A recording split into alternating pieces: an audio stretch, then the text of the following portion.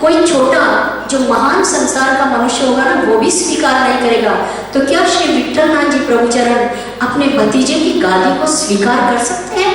ऐसा कभी नहीं हो सकता है। वो अपनी ही गादी पर आए, वो अपने ही स्वरूप में विद्यमान थे और वो स्वयं आचार्य ही थे, उनको किसी ने आचार्य बनाया नहीं। इस तरह से उन्होंने संप्रदाय की बागडोर पहले श्री गोपीनाथ जी प्रभुचरण ने और फिर श्री पुरुषोत्तम जी और श्री गोसाई जी प्रभुचरण ने अपने अपने स्थान से संभाली। और आप वो जो अपने मैंने उड़िया भाषा में उनकी जो ओरिजिनल ताड़पत्र देखे, जिसमें रनिंग कमेंट्री है कि अब श्री पुरुषोत्तम आचार्य आए, अब श्री गोपीनाथाचार्य आए और फलाहारी मठ के अंदर राजा ने जगन्नाथपुरी में उनका बहुत बड़ा भव्य सम्मान किया। उन्होंने शास्त्रार्थ किए श्री महाप्रभु जी की जैसे, और उन्होंने उनके जाते ही जो दुष्काल पड़ रहा था वो दुष्काल सुकाल में बदल गया। ये श्री गोपीनाथ जी प्रभुचरण का प्रताप था। और इसी तरह उनके पुत्र श्री पुरुषोत्तम जी प्रभुचरण का। तो इस तरह से श्री वल्लभ प्रतिनिधि तेजो राशि, वो तेज के पुंज है, वो तेज के मतलब जैसे पुष्टि मार्गाब्ज मार्तंड, पुष्टि मार्ग को खिलाने वाले, यानी पुष्टि मार्ग एक कमल जैसा है और उस कमल को खिलाने वाले वो कौन है? श्री महाप्रभु जी है। इसी तरह से श्री गोपीनाथ जी हैं। तो फिर आगे वल्लभ प्रतिनिधि तेजो राशि दयार्णवम, दया के सागर है।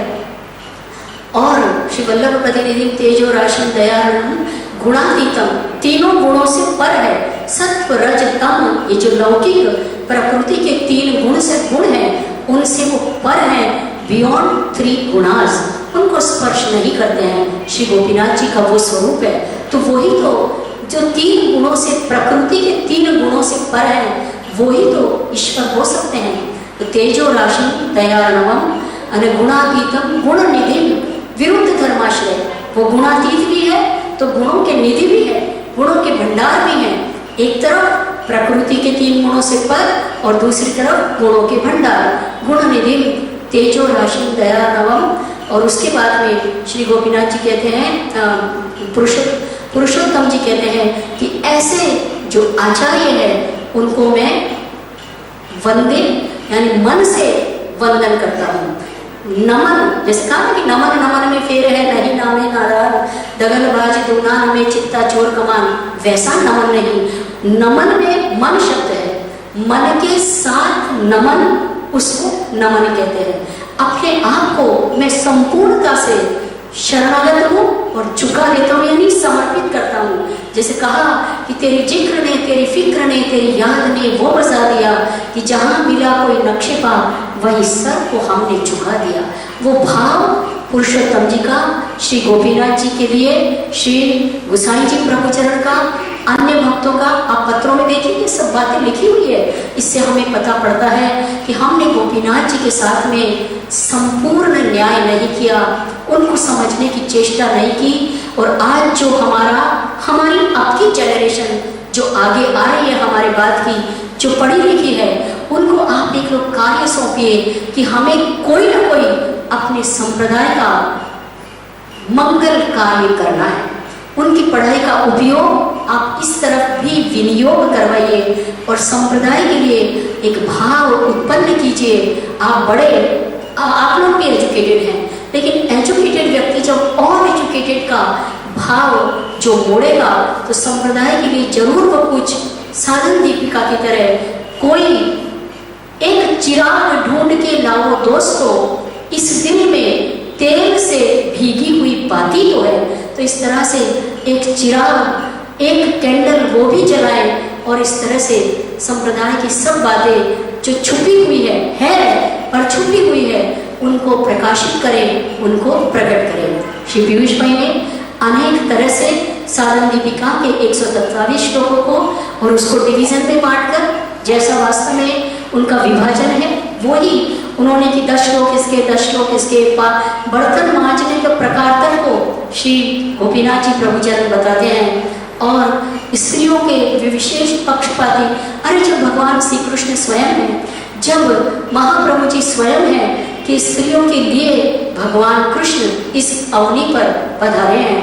अपि च दुराचारो भजते माम अनन्यभाक्, वो नहीं, वो मैं दूसरा श्लोक कह रही थी कि स्त्रियों वैश्यास तथा शूद्रा ते भी यान्ति परां गतिम्। तो भगवान श्री कृष्ण का अवतार इसलिए हुआ और उस अवतार पर उस प्रेम लक्षणा भक्ति के मार्ग पर चले गोपीजन, और उस गोपीजन के मार्ग को महाप्रभु जी ने उन गोपीजनों को गुरु बताया, और गुरु बता करके जिनको महाप्रभु जी अपने गुरु बताते हैं वो उनके गुरु मतलब गोपीजन जिनके गुरु हैं उनको, यानी जो महाप्रभु जी जो हैं, जो हमारे परम गुरु हैं, उसको इस उत्सव के उपलक्ष्य में हम उनको दंडवत प्रणाम करके और उनके ग्रंथों को हम समझे, जीवन में उतारें, हमारा उद्धार ही उद्धार है। और एक बात कि श्री गोपीनाथ जी को लोगों जैसे मर्यादा वाले कहते हैं, तो इनको एक आर्गुमेंट दिया जा सकता है। महाप्रभु जी के लिए सर्वोत्तम स्तोत्र के अंदर एक बात बताई, अंगीकृतौ समर्यादा महाकारुणिको विभु। तो महाप्रभु जी ने मर्यादा के साथ अंगीकार किया, इसका मतलब क्या?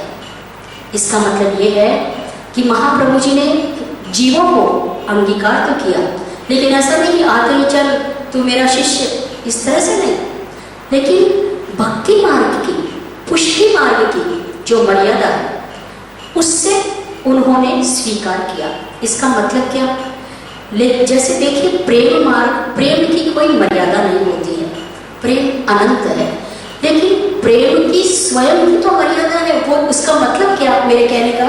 प्रेम अमर्यादित है, लेकिन प्रेम की स्वयं की क्या मर्यादा है? जैसे कोई आदमी किसी से प्रेम करता है, तो प्रेम करने के वक्त अब उसका ध्यान किसी दूसरे की तरफ चला जाता है, किसी दूसरे पुरुष की तरफ चला जाता है, तो वो प्रेम मार्ग की, उसने प्रेम मार्ग की मर्यादा का तो खंडन किया ना। ये तो हुआ कि नहीं हुआ? एक जैसे लैला और मजनू, तो मजनू को जब सब लोग मार रहे थे तो लैला ने पत्थर से तो नहीं मारा, लेकिन उसने फूल की एक गेंद बना करके और मजनू को बादशाह के आज्ञा के अनुसार मारना पड़ा। तो प्रेम के अंदर मजनू को इतना विश्वास था कि सब कुछ हो सकता है, लेकिन मेरी लैला मुझे मार नहीं सकती। लेकिन लोगों ने तो पत्थर से मारा, लेकिन लैला ने फूल की गेंद से मारा, तो मजनू को चोट लगी और उसको खून आ गया और वो बेहोश होकर गिर गया। तो लैला ने अंत में पूछा जब आपस में मिले कि लोगों ने तो तुझे पत्थर मारा मजनू, तुझे कुछ न हुआ, और मेरी गेंद से, फूल की गेंद से मारने पर भी तू बेहोश हो गया, ऐसा क्या हुआ? मैंने तो फूल की गेंद मारी थी। तो मजनू ने कहा लैला, मैं तुझसे इतना प्रेम करता हूँ कि मैं सोच भी नहीं सकता कि तू मुझे मार सकती है और तेरा हाथ मुझे मारने के लिए उठ सकता है। तो ये प्रेम में उसको इस तरह का शौक यानी धक्का लगा। एक आदमी जो था वो, उसकी वाइफ बड़ी सुंदर थी और वो गुलामों के बाजार में एक बार गया, तो वहाँ गुलाम खरीदे जाते थे और जहाँ स्त्रियाँ भी बेची जाती थी। तो उसकी वाइफ बड़ी सुंदर थी, उसके आदमी के मन में एक तुक्का उठा। वास्तव में वो कोई अपनी पत्नी को बेचना नहीं चाहता था, लेकिन उसके मन में एक तुक्का उठा। उसने सोचा चलो पूछ लेते हैं कि यार मेरी ये जो पत्नी है इसकी कीमत हो सकती है। तो उसकी पत्नी इतना सुनते ही बेहोश हो गई कि मेरा पति क्या मेरी कीमत लगा सकता है? तो ये प्रेम मार्ग की तो मर्यादा हुई ना कि प्रेम में ऐसा नहीं सोचा जा सकता है। इसी तरह से प्रेम मार्ग की अपनी प्रेम की तो मर्यादा है। जैसे महाप्रभु जी कहते हैं अनन्य आश्रय, ये अनन्य आश्रय, ये भक्ति की, ये आश्रय की एक मर्यादा है कि आश्रय करना तो एकमात्र परब्रह्म परमात्मा श्री कृष्ण का ही करना, अनादर किसी का न करो, लेकिन आराधना एकमात्र एक ही की करो। इस तरह से भक्ति मार्ग की अपनी मर्यादा है। तो अंगीकृतौ समर्यादा, महाप्रभु जी ने आते ही सूरदास जी को नहीं कह दिया कि सूरदास तुम अब से मेरे शिष्य, मेरा दर्शन प्राप्त हो गया, बस अब तुम मेरे शिष्य हो गए, लो पहन लो एक घंटी और हो गया ब्रह्म संबंध, यमुना जी के किनारे खड़े हो जाओ, मैं तुमको कह देता हूँ। ऐसा नहीं, सूरदास ने कहा कि भगवान आप मुझे अपनी शरण में लीजिए, यानी इतनी महाप्रभु जी ने कहा कि जाओ तुम यमुना स्नान करके आओ, यूं करो यूं करो यूं करो, और फिर उन्होंने उसको शिष्यत्व सेवकत्व प्रदान किया। और उसके बाद इसी प्रेम मर्यादा मार्ग पर सूरदास जी आजीवन चलते रहे और उन्होंने वो आश्रय प्राप्त किया, वो श्री वल्लभ और वो श्री ठाकुर जी का आश्रय प्राप्त किया जो सूरदास जी के जीवन के अंतिम श्लोकों में आप देख सकते हैं। भरोसो दृढ़ चरण तो है ही, लेकिन उनको किसका अवलंबन, किसका आश्रय उनको दिखाई दे रहा है? कौन ऐसा व्यक्ति होगा जो अंतिम समय में कह सकेगा चकैरी चल चरण सरोवर जहां नहीं प्रेम वियोग। ठीक है, तो इस तरह से प्रेम मार्ग की अपनी मर्यादा है। प्रेम में प्रेम की मर्यादाओं से बाहर नहीं जा सकता। पतिव्रता स्त्री की अपनी मर्यादा है, वो अपने पति को छोड़कर जैसे बाहर नहीं जा सकती है, अन्य पुरुष भी नहीं जा सकती है, इसी तरह से प्रेम की अपनी मर्यादा है। तो श्री गोपीनाथ प्रभु चरण ने जैसे जैसे हम समीप जाते हैं इस ग्रंथ के, हमें ये निश्चय होता है कि ये वास्तव में पुष्टि मार्ग के जो साधक हैं उनके साधकों की ये दीपिका है, और उनके और भी श्लोकों में हमें ये बातें प्राप्त हो जाती हैं। अभी और श्लोक समझाने का वक्त नहीं वो सौंदर्य पद्य श्री गोपीनाथ जी का है, लोग उसे श्री विट्ठलनाथ जी प्रभुचरण रचित मानते हैं। ये भी एक हमारा संदेह ही है। हमने गोपीनाथ जी के कार्यों को भुला दिया और हमने न ढूंढने की कोशिश की, और इस तरह से हम एक व्यक्ति के व्यक्तित्व से हम अपरिचित रहे और उनके साथ अन्याय करते रहे।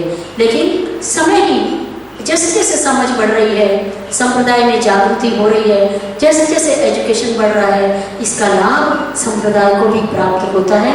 बस अंत में आप सब जो लोग यहाँ इस निमित्त पुष्टि मार्गीय, अखिल पुष्टि मार्गीय जो वैष्णव समाज जो संस्था है उनके माध्यम से आप लोग पधारे।